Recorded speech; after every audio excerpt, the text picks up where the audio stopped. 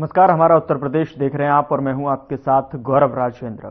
Bulletin की शुरुआत करते हैं। मुख्यमंत्री योगी आदित्यनाथ अपने 2 दिवसीय दौरे पर प्रयागराज पहुंचे, जहां उन्होंने विभिन्न अखाड़ों का दौरा किया और साधुओं से मुलाकात की।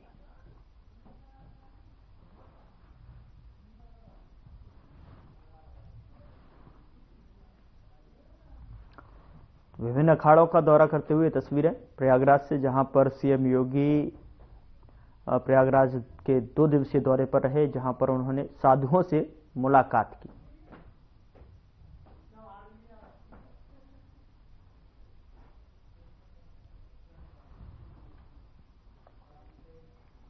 महाकुंभ 2025 को लेकर त्रिवेणी संगम पर मुख्यमंत्री योगी आदित्यनाथ ने निरीक्षण किया।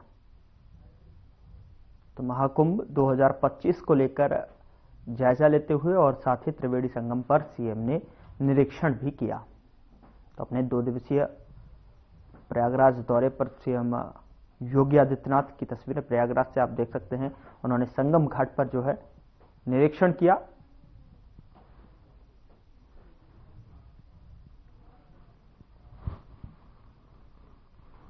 उधर जो है उत्तर प्रदेश के मुख्यमंत्री योगी आदित्यनाथ ने प्रयागराज में डिजिटल महाकुंभ अनुभव केंद्र का भी उद्घाटन किया।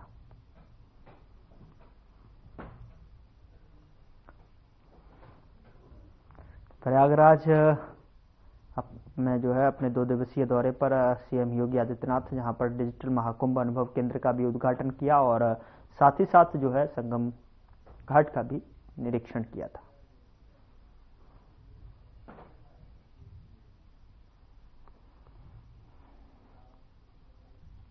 खबर प्रयागराज से है, जहां सीएम योगी आदित्यनाथ ने महाकुंभ का दौरा किया और इस दौरान सीएम योगी ने तैयारियों का जायजा लिया। सीएम योगी सभी 13 अखाड़ों में गए और व्यवस्थाओं का जायजा लिया। सीएम ने तैयारियों को लेकर बैठक की और महाकुंभ में अखाड़ों से साथ सांध्य भोजन भी किया। और साथ ही आपको बता दें कि सीएम ने प्रयागराज में डिजिटल मीडिया सेंटर का उद्घाटन किया और इस दौरान उन्होंने प्रेस वार्ता भी की।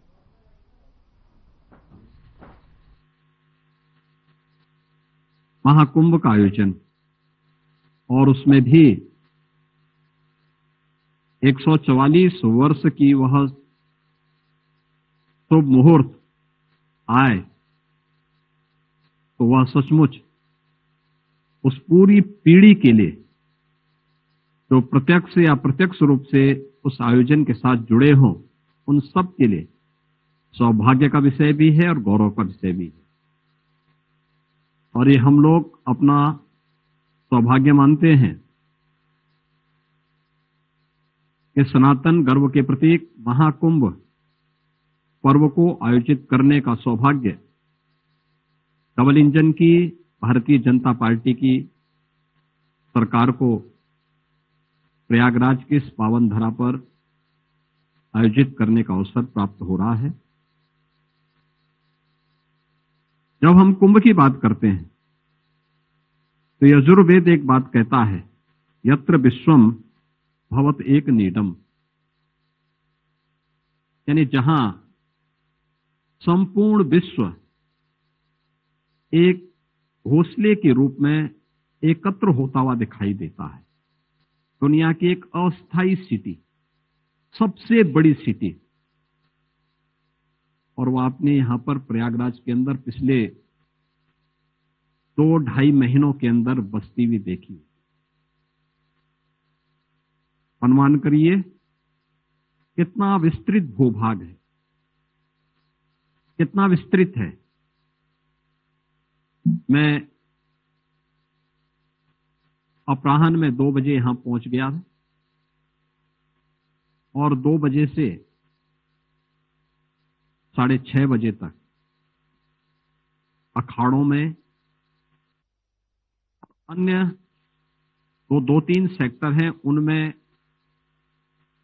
केवल एक औपचारिक संवाद के लिए मिलने के लिए गया था, व्यवस्था के बारे में जानकारी लेने के लिए गया था।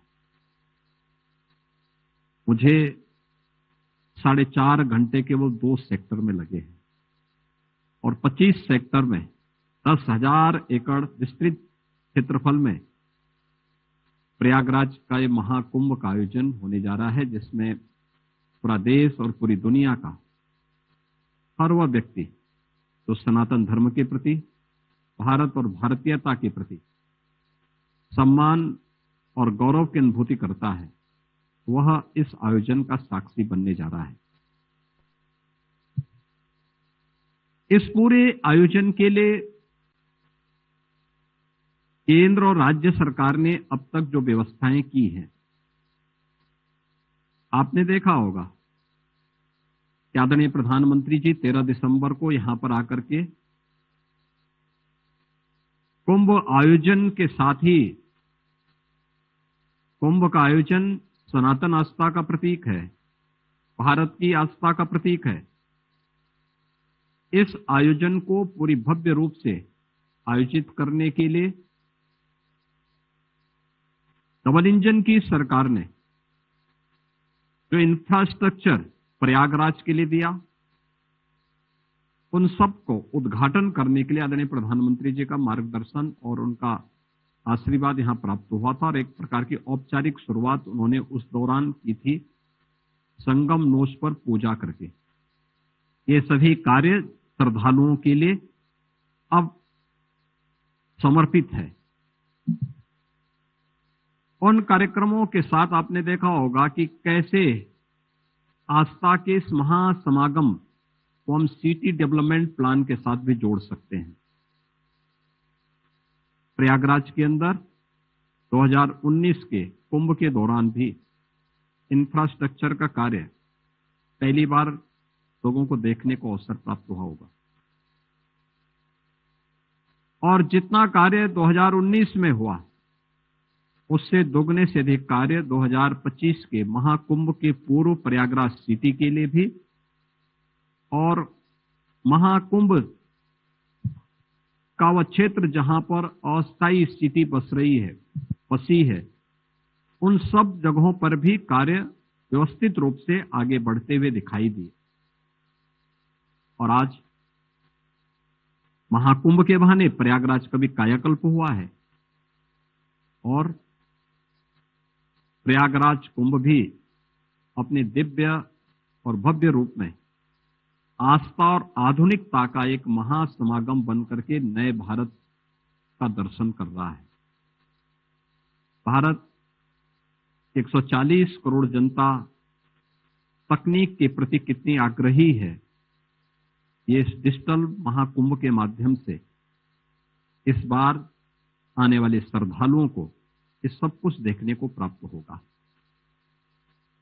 इस दौरान आपने देखा होगा कि कैसे कुंभ क्षेत्र में एक एक चीज को व्यवस्थित करने में पूरी टीम ने कार्य किया है, क्योंकि कुंभ का जो महाकुंभ का जो क्षेत्रफल है, ये पूरा क्षेत्र मां गंगा और यमुना के तट पर ही संपन्न होता है और आयोजन के लिए हम लोगों के पास दिसंबर तक का समय होता है। उससे पहले एक माह अधिक तक काफी बरसात थी, यानी जो बरसात 15 सितंबर तक पूरी हो चुकी होती वो 15 अक्टूबर तक नहीं, यानी हमारे पास कुल 2.5 महीने का समय था और इस दौरान पूरे क्षेत्रफल को, नदियों के तटों को व्यवस्थित करना,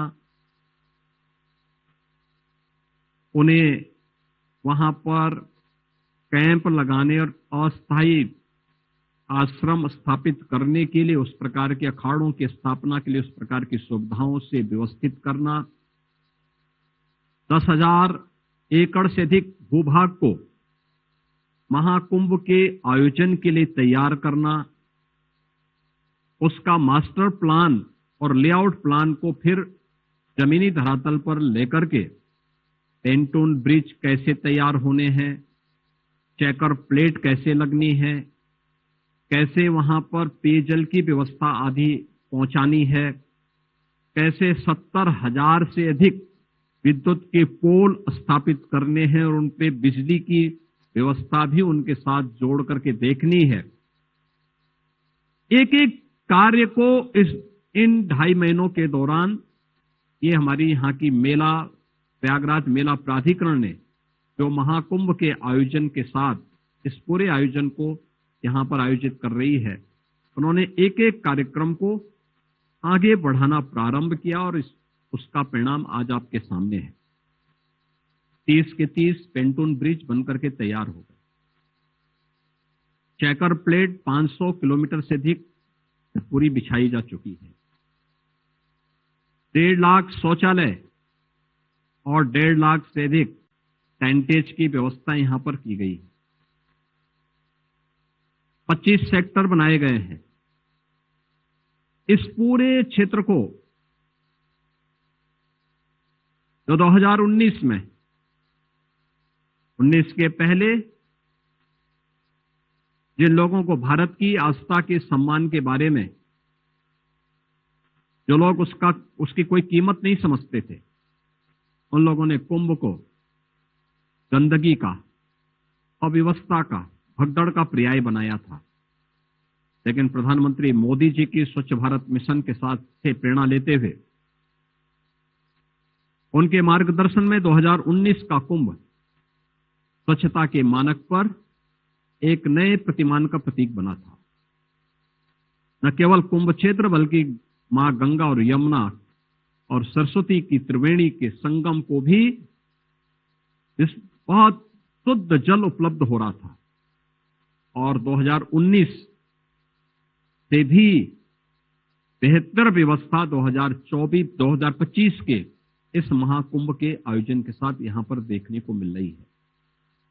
2024 में हम लोगों ने 2019 में यहां पर कुल 1,15,000 टॉयलेट बन पाए थे और इस बार यह 1.5 लाख से अधिक बन चुके हैं। उन्हें व्यवस्थित किया जा रहा है और बहुत बेहतर तरीके से उन्हें आगे बढ़ाया जा रहा है। ऐसे ही सेक्टर की संख्या बढ़ाई गई, उसका विस्तार दिया गया। प्रयास किया गया है कि कुंभ क्षेत्र में संगम में स्नान करने के लिए आने वाले श्रद्धालुओं को जो अपने साधन से आएंगे, उन श्रद्धालुओं को कोई समस्या ना हो। इसके लिए 500-550 से अधिक शटल बसेज परिवहन निगम ने लगाए हैं और 300 इलेक्ट्रिक बसेज भी यहां पे नगर विकास के द्वारा अतिरिक्त उपलब्ध कराई गई हैं। इसके अलावा ई रिक्शा और अन्य गोल्फ कार्ड आदि भी यहां पर उनकी सुविधा के लिए, श्रद्धालुओं की सुविधा के लिए लगाए गए हैं और इसके लिए 5,000 एकड़ का भूभाग केवल पार्किंग के लिए ही आरक्षित किया गया है, जो संगम तट से 5 किलोमीटर के दायरे में स्थित हैं, जिन्हें व्यवस्थित रूप से संचालित करने का दायित्व भी वहां पर दिया गया है। कुंभ स्वच्छ भी रहे, सुव्यवस्थित भी रहे, तो साथ साथ सुरक्षित भी रहे, इसकी भी पुख्ता व्यवस्था की गई। 56 थाने अतिरिक्त बनाए गए हैं। एक एक गतिविधि पे नजर रखने के लिए या टूल के माध्यम से एक एक गतिविधि पर नजर रखी जा रही है। एंटी ड्रोन सिस्टम यहां पर स्थापित हो चुका है। हर एक कार्य को बहुत अच्छे ढंग से व्यवस्थित करते हुए पर्याप्त मात्रा में सीसीटीवी कैमरे का कवरेज भी दिया गया है। महाकुंभ के इस पूरे आयोजन के साथ देश भर से आने वाली और दुनिया भर से आने वाले आस्थावान श्रद्धालुओं के प्रति उन्हें कोई समस्या न हो। पूज्य संतों के सानिध्य में व्यवस्था को पूरी चाक चौबंद करने के लिए सरकार, स्थानीय प्रशासन, जनप्रतिनिधि और सभी जो भी सरकार से जुड़े हुए पक्ष हों या फिर स्थानीय स्तर पर विभिन्न संस्थाओं को जोड़ करके भी इसे व्यवस्थित रूप से आगे बढ़ाने का कार्य किया गया है और इसको आगे बढ़ाने के लिए पूरी सुविधाएं उपलब्ध करवाई गई हैं। 13 अखाड़ों ने अपने आश्रम स्थापित कर लिए हैं। 13 अखाड़े स्थापित हो चुके हैं। दंडीवारा, खाक चौक, ये सभी व्यवस्थित रूप से यहां पे संचालित हैं। आचार्यवाड़ा, ये भी पूरी तरीके से अपनी इनकी गतिविधियां संचालित हो चुकी हैं। प्रयागवाल अपनी व्यवस्था को पूरी व्यवस्थित रूप से आगे बढ़ा रहा है। इस दौरान 25 से 30 लाख अल्पवासी भी यहां पर अगले 1 महीने तक, यानी माघी पूर्णिमा तक, वे लोग प्रयागराज में रहेंगे। वे भी यहां पर कल तक पर्याप्त मात्रा में कल्पवासी भी मेला क्षेत्र में प्रवेश कर जाएंगे। इस अस्थायी स्थिति में जो 6 प्रमुख तिथियां हैं महाकुंभ स्नान की, उनमें 13 जनवरी को पौष पूर्णिमा, 14 जनवरी को मकर संक्रांति, 29 जनवरी को मौनी अमावस्या, 3 फरवरी को बसंत पंचमी, माघी पूर्णिमा और 26 फरवरी को महाशिवरात्रि। ये 6 प्रमुख स्नान हैं, जिनमें 3 जो परंपरागत रूप से शाही स्नान थे, जिन्हें अमृत स्नान के रूप में संतों ने उसे मान्यता दी। ये 3 प्रमुख होंगे, मकर संक्रांति का, मौनी अमावस्या का और बसंत पंचमी का। इन तीनों स्नानों में मौनी अमावस्या के दिन हमारा अनुमान है कि 8 से 10 करोड़ तक श्रद्धालु प्रयागराज में आएंगे। प्रयागराज में सारी व्यवस्थाएं उनके लिए की जा रही हैं। बसंत पंचमी में भी हम लोगों का अनुमान है कि 5 से 6 करोड़ तक श्रद्धालु प्रयागराज में स्नान करने के लिए आएंगे। मकर संक्रांति के अवसर पर भी भारी मात्रा में श्रद्धालु प्रयागराज में आने वाले हैं। रेलवे ने 3000 से अधिक स्पेशल ट्रेन इस अवसर पर प्रयागराज के लिए प्रारंभ की। यहां पर पहले से एयर कनेक्टिविटी के लिए 10 कनेक्टिविटी से जुड़ा हुआ था। 14 नई फ्लाइट प्रयागराज के लिए जोड़ी गई हैं। 8000 से अधिक परिवहन निगम की बसेस प्रदेश के अंदर श्रद्धालुओं को प्रयागराज में लाने के लिए लगाई गई हैं। 9 रेलवे स्टेशन है, जहां पर रेलवे से आने वाले श्रद्धालुओं को या यहां से जाने वाले श्रद्धालुओं को सुविधा देने के लिए, वहां पर अगर रेलवे स्टेशन पर भीड़ है तो उनके लिए अलग से वेटिंग स्पेस भी दिया गया है, जहां पे 1 लाख, प्रत्येक रेलवे स्टेशन पर 1 लाख श्रद्धालुओं को अलग से उस वेटिंग लॉज में रुकने की व्यवस्था रहेगी। मोबाइल टिकट काउंटर भी हर एक रेलवे स्टेशन और प्लेटफॉर्म पर श्रद्धालु जनों को उपलब्ध होंगे। डिजिटल डिस्प्ले बोर्ड के माध्यम से रेलवे स्टेशन हो, एयरपोर्ट हो या परिवहन निगम के बस स्टैंड, वहां पर प्रत्येक जगह के लिए कब कब कौन सी सेवा प्रारंभ हो रही है, ये सारी सुविधाएं वहां पर उपलब्ध करवाने की तैयारियां की गई हैं। और एयर कनेक्टिविटी के लिए भी यहां पर अतिरिक्त वायु सेवा के साथ प्रयागराज को यह सुविधा प्रदान की गई है। जहां श्रद्धालुओं की सुविधा हो, वहीं पहली बार प्रयागराज में आने वाले जो श्रद्धालु हैं, प्रयागराज की उनकी यात्रा अद्भुत हो, अलौकिक हो, उनके लिए अकल्पनीय हो जाए, कि जिसकी कल्पना नहीं कर सकते थे, वह भी उनको देखने के लिए को मिले। और आने वाले समय में केवल महाकुंभ के दौरान नहीं बल्कि पूरे वर्ष भर श्रद्धालु जन प्रयागराज, तो वैसे भी ये तीर्थराज है, तो तीर्थराज प्रयाग में श्रद्धालु आकर के उनका अनुभव कर सके। अक्षय वट कॉरिडोर, सरस्वती कूप कॉरिडोर, पातालपुरी कॉरिडोर, बड़े हनुमान जी मंदिर का कॉरिडोर, महर्षि भारद्वाज कॉरिडोर,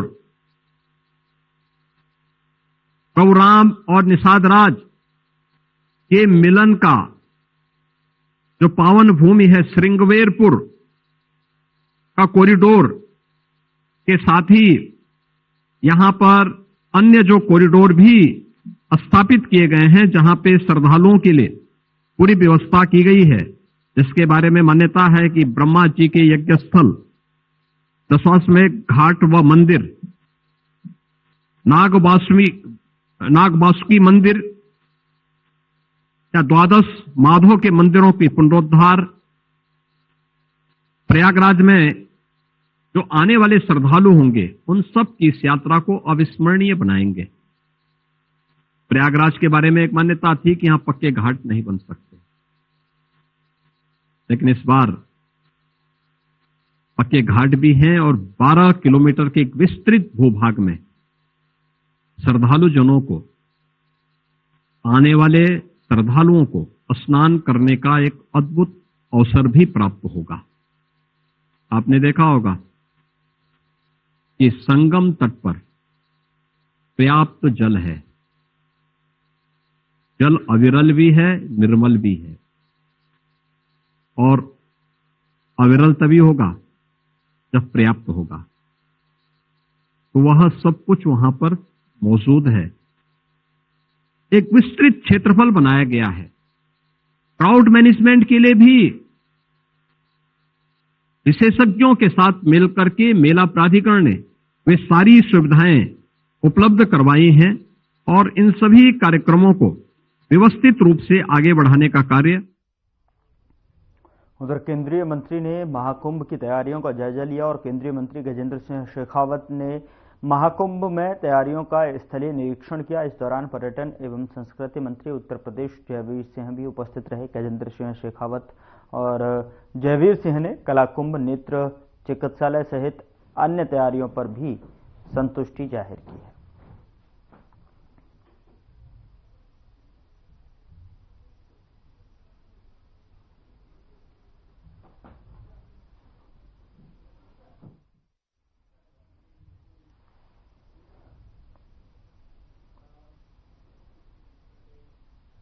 उधर भारत के विदेश सचिव विक्रम मिस्री ने ट्वीट किया कि भारत नए अफगानिस्तान के साथ राजनीतिक बातचीत और व्यापक आर्थिक संबंध शुरू करने के लिए तैयार है। हम मौजूदा अफगानिस्तान को लेकर आश्वस्त हैं और मुझे खुशी है कि मेरी तालिबान के विदेश मंत्री और आमिर खान से जो है सकारात्मक मुलाकात हुई है। हम सब मिलकर एक नई शुरुआत करेंगे। तो विदेश सचिव विक्रम मिस्री ने ट्वीट किया है और तस्वीरें आपके सामने। मौजूदा अफगानिस्तान को लेकर ये आश्वस्त हैं और साथ ही उन्होंने कहा कि साथ मिलकर का जो है नई शुरुआत करें।